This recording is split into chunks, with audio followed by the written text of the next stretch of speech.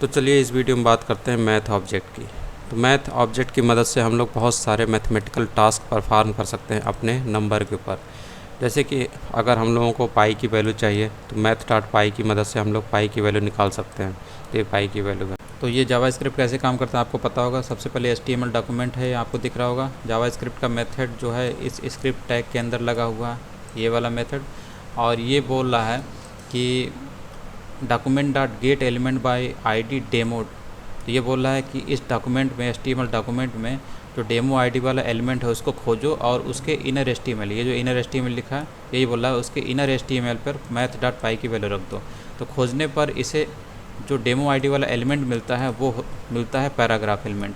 और paragraph element जब मिलता है तो उसके इनर HTML यानी कि ये जो ओपन टैग है और ये क्लोज टैग है, इसके बीच में ये बोलता है कि इस मैथ डॉट पाई की वैल्यू रख दो। तो मैथ डॉट पाई की वैल्यू यहाँ पे रख दी जाती है, क्योंकि इसी को हम लोग कंटेंट या फिर इनर HTML बोलते हैं, जो कि ओपन टैग और क्लोज टैग के बीच में होता है। तो इस जगह पर रख दिया जाता है। उसके बाद पैराग्राफ एलिमेंट इसी चीज़ को, इस कंटेंट वाली चीज़ को यहाँ पे डिस्प्ले कराता है, जो कि आपको यहाँ पे दिख रहा होगा।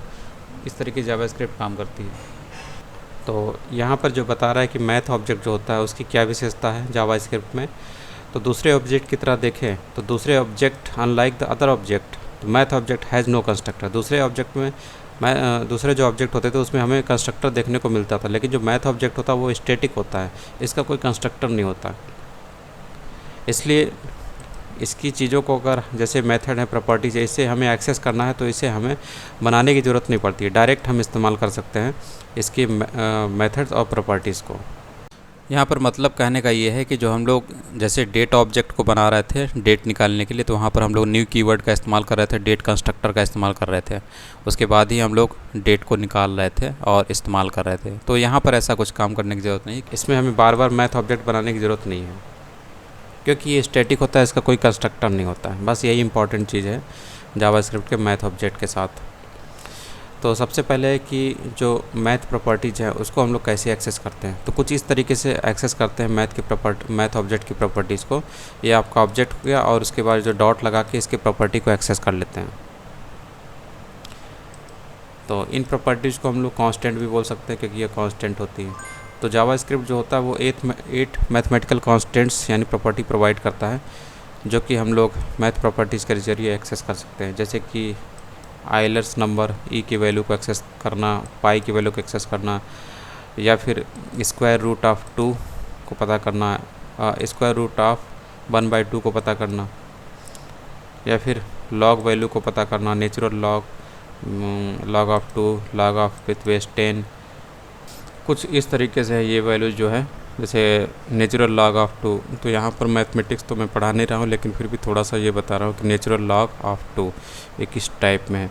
जैसे हम लोग लिखते हैं ना ये लॉग ऑफ 2 तो विथ बेस ए, इसी को ये natural log of 2 with base E बोल रहा है, ठीक है। उसी तरीके से इसको हम लोग कैसे लिखते हैं, लॉग ऑफ 10 विथ बेस ई। उसी तरीके से अगर इसको हम लोग लिखेंगे तो क्या लिखेंगे, log of E with base 2। उसी तरीके से अगर इसको लिखते हैं तो log of E with base 10। इस तरीके से ये, तो इनकी वैल्यूज़ क्या होती है आपने मैथ में पढ़ा होगा, वही यहाँ पे वैल्यू निकाल रहा है। उसके बाद मेथड्स। तो प्रॉपर्टीज़ में देखिए, आपने जब प्रॉपर्टी लिखा था उसके बाद आपको प्रॉपर्टी के आगे जो पैरेंथेसिस है वो नहीं दिखता, लेकिन जो मेथड होते हैं उनके बाद आपको पैरेंथेसिस दिखता है, क्योंकि इसमें आप कोई ना कोई इनपुट पास करते हैं। तो ये सिंटेक्स फॉर मेथड्स, इसका सिंटेक्स क्या है, मैथ डॉट मेथड नेम, और उसके बाद कोई भी नंबर आप पास करिए जो भी आपने मेथड लगाया उसके अनुसार। तो यहाँ पर है जैसे कि मैथ डॉट राउंड एक्स, ये क्या काम करता है, जो एक्स नंबर है उसको राउंड करता है। जैसे हम लोग लगभग करते हैं, अप्रॉक्सीमेट करते हैं, उसी के लिए ये राउंड मेथड इस्तेमाल किया जाता है। तो किसी एक्स नंबर का ये अप्रॉक्सीमेशन कर देता है या फिर राउंड कर देता है उसको। ये सील वैल्यू है, ये भी राउंड का ही एक भाग है। ये जो अपर लिमिट होता है उसमें ये मिलती है, फ्लोर में डाउन वाला जो नंबर वो मिलता है। ये भी मतलब राउंड के ही हिस्से हैं, लेकिन इनका कुछ तरीका अलग होता है। ये ट्रंकेट है, ट्रंकेट मतलब जो डेसिमल के बाद की वैल्यू है उसे ये कट कर देता है। तो ये फंक्शन के काम होते हैं। जैसे कि 4.6 को अगर आप राउंड करेंगे तो इसका आपका वैल्यू है 5 आ जाएगा वो।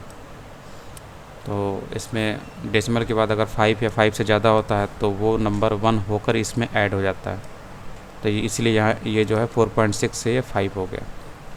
उसी तरीके से 4.5 है, इस पर राउंड लगाएंगे तो ये भी आपको 5 दिखाई देगा।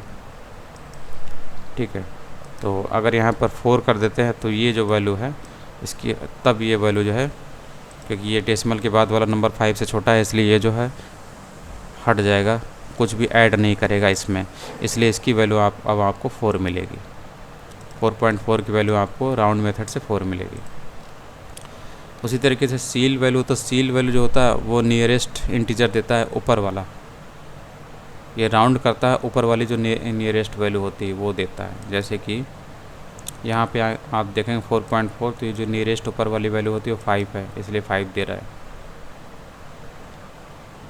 इसमें ये जो डेसिमल के बाद 5 से छोटा हो 5 से बड़ा हो ये वाला कॉन्सेप्ट नहीं होता है। इसमें जो है सील है मेथड है, इसके बाद यहाँ पर आप चाहे 1 रखिए तब भी जो नियरेस्ट वैल्यू होगी वो 5 ही होगी।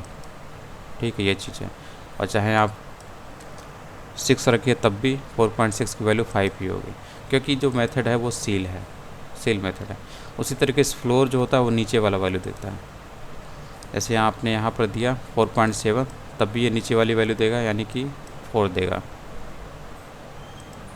ठीक है, 4.5 रखिए, 4.1 रखिए, कुछ भी रखिए, ये हमेशा जो फ्लोर मेथड है वो नीचे वाली वैल्यू, नीचे वाला जो इंटीजर है वही देता है। यानी नीचे वाला इंटीजर कौन है, 4.7 का 4 है। उसके बाद ट्रंकेट मेथड। ट्रंकेट जो मेथड होता है वो इंटीजर पार्ट ऑफ एक्स को रिटर्न करता है। जैसे ये इंटीजर पार्ट इसका कौन है, 4.9 का 4 है, ये वाला जो डेसिमल के पहले ये इंटीजर पार्ट है, तो इस हिसाब से देता है। तो 4.9 पे जब ट्रंक मेथड लगाते हैं तो इससे ये 4 देता है, क्योंकि ये अप्रोक्सीमेट नहीं करता, ये सिंपली डेसिमल के बाद की डिजिट को हटा देता है, तो इसका भी 4 आएगा। 4.1 है तब भी 4 आएगा, कुछ भी करिए तो इसका जो है आंसर आपको 4 ही लगेगा, 4 ही मिलेगा। उसके बाद साइन, ये साइन बताता है कि इस एक्स का साइन क्या है। इसमें आपको नेगेटिव नंबर यानी -1, पॉजिटिव नंबर +1 या फिर नल यानी कि 0 मिल सकता है। तो यहाँ पर ये साइन ऑफ 4 ये बता रहा है, साइन मेथड के जरिए हम लोग इसका साइन पता कर लेते हैं। ठीक, तो अभी ये 4 है तो इसका साइन क्या है, ये पॉजिटिव है, इसलिए यहाँ पे 1 लिखा हुआ। अगर यहाँ पे 1 कर माइनस कर देंगे तो इसका, इस नंबर का साइन क्या हो जाएगा, नेगेटिव हो जाएगा। अब यहाँ पे आंसर आपका -1 आ जाएगा। इस तरीके से होता है। ये दोनों चीज़ें ऐड की गई थी 2015 में, ट्रंक और साइन फंक्शन। इसके बाद है पावर मेथड। तो पावर में आप अंदर जो वैल्यू देते हैं उसी की पावर के रूप में दिखाता है। Returns the value of x to the power of y। ये कुछ इस तरीके का होता है, जैसे कि इसको देखें तो कुछ इस तरीके का आपको दिखाई देगा, 8 की पावर 2। तो इसको इसी टाइप में लिखा जाता है। तो 8 की पावर 2 कितना होता है, 64 होता है। यही चीज़ है यहाँ पर। तो इसको करेंगे तो आपको 8 की पावर 2 यानी कि 64 दिखाई देगा। उसके बाद स्क्वायर रूट है, स्क्वायर रूट ऑफ 64 का स्क्वायर रूट यहाँ पर पता करने की कोशिश कर रहा है। कुछ इस टाइप में होता है ये, √64।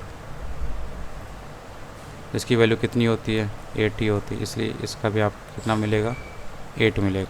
उसके बाद एब्सोल्यूट वैल्यू है। एब्सोल्यूट वैल्यू जो होता है वो पॉजिटिव नंबर देता है, जो भी नंबर है उसको ये पॉजिटिव कर देता है। -4.7 है तो इसका पॉजिटिव वैल्यू क्या होता है, 4.7 होगा। तो ये ABS मेथड होता है जिसको एब्सोल्यूट मेथड बोलते हैं। उसके बाद ये ट्रिग्नोमेट्री वाला साइन कॉस वाली मेथड है। इसके ज़रिए हम लोग पता कर लेते हैं कि साइन वैल्यू कितनी होगी, कॉस वैल्यू कितनी होगी। ये सब जो भी ट्रिग्नोमेट्रिक होते हैं इनका इस्तेमाल करके हम लोग पता कर सकते हैं। तो साइन की वैल्यू आपको पता होगी -1 से 1 के बीच में लाई करती है। जहाँ पर जो एंगल होता है वो रेडियंस में होता है। इसको आप डिग्री में भी कन्वर्ट कर सकते हैं। ठीक है, तो यहाँ पर इस तरीके से किया गया। इसका भी वैल्यू कितना आएगा, इसका वैल्यू आपको कितना आएगा, sin 90 जो होता है, साइन वैल्यू ऑफ 90 डिग्रीज 1 होता है, इसलिए इसकी वैल्यू आपको कितनी मिलेगी, इसकी वैल्यू आपको math.sin 90 इसकी वैल्यू आपको 1 मिलती है। उसके बाद एक कॉस है, इसकी वैल्यू भी -1 1 के बीच में लाई करती है। कॉस वैल्यू आप निकाल सकते हैं। ये सब ट्रिग्नोमेट्रिक भाग है। उसके बाद मिनिमम और मैक्सिमम वैल्यू भी पता करने के लिए होता है, जैसे कि इसमें मिनिमम वैल्यू कौन सी है, तो मिनिमम वैल्यू आपको दिख रहा होगा इसमें -200 है, तो यही इसका मैथ डॉट मीन्स है। इसके अंदर जो भी आप पास करते हैं उसमें मिनिमम वैल्यू बता दी जाती है, तो ये -200 आ गया। उसके बाद मैक्सिमम वैल्यू भी ऐसी होती है, इसकी मैक्सिमम वैल्यू 150 है, इसलिए आपको इसमें 150 मिलेगी। उसके बाद रैंडम वैल्यू है। रैंडम वैल्यू क्या होता है, ये वैल्यू रिटर्न करता है 0 और 1 के बीच में, कोई भी वैल्यू ये रिटर्न करेगा, क्योंकि ये रैंडम मेथड होता है। एक बार आप देखेंगे आपको 0 और 1 के बीच में कितना मिला, 0.813 ऐसे करके लंबा वैल्यू मिला। उसी तरीके से आप दोबारा इसको रन कराएंगे तो आप देखेंगे ये वाला चेंज हो जाएगा। ये देखिए 0.34 समथिंग आ गया, ये चेंज हो रहा है। एक काम करते हैं, इसको हम लोग किसी चीज़ से मल्टीप्लाई कर देते हैं। मान लीजिए इसको 10 से मल्टीप्लाई कर देते हैं। अब देखिए इसका क्या आता है, 10 से मल्टीप्लाई होगी, ये 3 पॉइंट समथिंग में आएगा। तो ये देखिए मतलब डेसिमल जो है एक पोजीशन इधर हो जाता है, इसलिए आपको इस टाइप में दिखता है। और अगर चाहें तो इस चीज़ को अगर आप राउंड मेथड लगा देते हैं, मैथ डॉट राउंड, तो इस चीज़ से आपको जो भी नंबर मिलता है उसको ये राउंड कर देगा, यानी कि आपको जब आप ये जो डेसिमल के बाद की चीज़ें ये नहीं दिखेंगे, ठीक। तो ये देखिए 8 आया, उसके बाद 4 आया। जब भी आप राउंड करते हैं, रन कराते हैं, तब भी आपको अलग अलग नंबर दिखते हैं। इस तरीके से होता है। उसके बाद है लॉग मेथड, तो लॉग अभी पढ़ा। लॉग ऑफ 1 कितना होता है, लॉग ऑफ 1 आपको पता होगा 0 होता है। और ये है log of x with base 2, इसमें कुछ ना कुछ वैल्यू आती है। जैसे कि यहाँ पर देख लेते हैं इसको, यहाँ पर इसका क्या मतलब है। इसका मतलब है, इसको अगर हम हल करें तो इस टाइप में होगा, लॉग ऑफ 8 विथ बेस 2। इसको अगर हम लोग हल करते हैं तो इस टाइप में कर सकते हैं, लॉग ऑफ 2 की पावर यहाँ पे 3 लिख दीजिए, यहाँ पे 2, ठीक। और ये 3 जो है फिर आके यहाँ पे आके बैठ जाएगा कुछ इस टाइप में, 3 into log of 2 with base 2। और इसकी वैल्यू आपको पता है, बेस सेम है और नंबर भी सेम है, तो इसकी वैल्यू कितनी हो जाती है, इसकी वैल्यू 1 हो जाती है। इसलिए 3 इंटू 1, इसका कितना आपको मिल गया, 3 मिल गया। तो इससे आपको जो मिलेगा वो कितना मिलेगा, 3 मिलेगा। कुछ इस तरीके से होता है, इसीलिए आपको यहाँ पे 3 मिल रहा है। उसके बाद log of x with base 10, इसमें भी उसी टाइप में है, इसमें भी आपको 3 मिलेगा। तो ये सारे मेथड होते हैं, और भी आप यहाँ पे देख सकते हैं। और कंप्लीट रेफरेंस मैथ ऑब्जेक्ट की आप यहाँ पे देख सकते हैं।